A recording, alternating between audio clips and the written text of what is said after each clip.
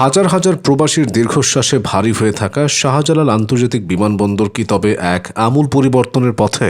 বছরের পর বছর ধরে চলা সিন্ডিকেট আর অব্যবস্থাপনার জট ছিঁড়ে ফেলার কারিগর হিসেবে আবির্ভূত হয়েছেন একজন তরুণ নির্বাহী ম্যাজিস্ট্রেট। তার চৌকস উপস্থিতি আর কাজের ধরন বিমানবন্দরের চিরচেনা অনিয়মের দৃশ্যপট বদলে দিচ্ছে। প্রথাগত দাপ্তরিক কক্ষ ছেড়ে তিনি এখন স্কুটারে চেপে বিমানবন্দরের এক প্রান্ত থেকে অন্য প্রান্তে ছুটে বেড়ান কেবল সাধারণ মানুষের ভোগান্তি লাঘবের কারণে। এই দক্ষ প্রশাসনিক কর্মকর্তার নাম নওশাদ খান।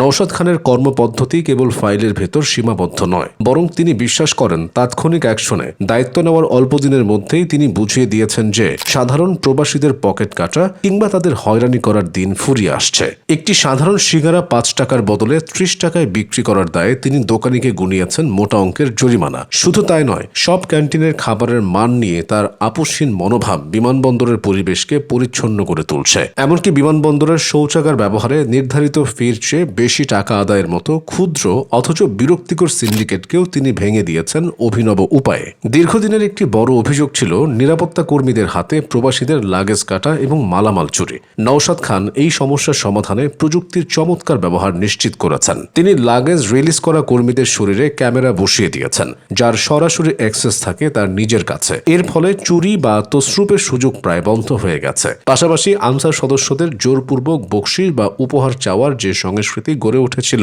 কঠোর হাতে তা দমন করে তিনি সাধারণ যাত্রীদের মনে আস্থার সঞ্চার করেছেন। মোবাইল চোরের 6 মাসের কারাদণ্ড কিংবা যাত্রীদের সুবিধার্থে হেল্প ডেস্কের কার্যকারিতা বৃদ্ধি, সব মিলিয়ে তিনি হয়ে উঠেছেন প্রবাসীদের শেষ আশ্রয়ের জায়গা। বিমানের টিকিট থেকে শুরু করে লাগেজ পাওয়া পর্যন্ত প্রতিটি ধাপে যাত্রীদের যে নিগ্রহ সহ্য করতে হতো, নওশাদ খানের সক্রিয় নজরদারিতে তা অনেকটাই কমে এসেছে।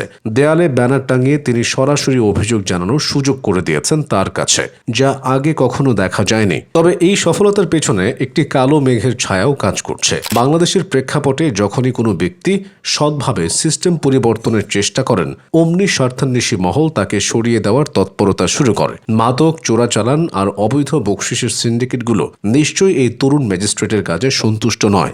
নওশাদ খানের এই লড়াই কেবল একটি বিমানবন্দরের শৃঙ্খলা ফেরানো নয়, এটি দুর্নীতির বিরুদ্ধে এক একক সংগ্রামের প্রতিচ্ছবি। প্রবাসীদের স্বস্তি আর হাসিমাখা মুখগুলোই তার কাজের সার্থকতা। আগামী কয়েক মাস যদি তিনি এই ধারা অব্যাহত রাখতে পারেন, তবে শাহজালাল আন্তর্জাতিক বিমানবন্দর হয়তো বিশ্বের অন্যতম সুশৃঙ্খল বিমানবন্দরে পরিণত হবে। প্রশ্ন শুধু একটাই, এই স্বচ্ছতা বজায় রাখার যুদ্ধে সিস্টেম তাকে কতদিন টিকে থাকতে দেবে?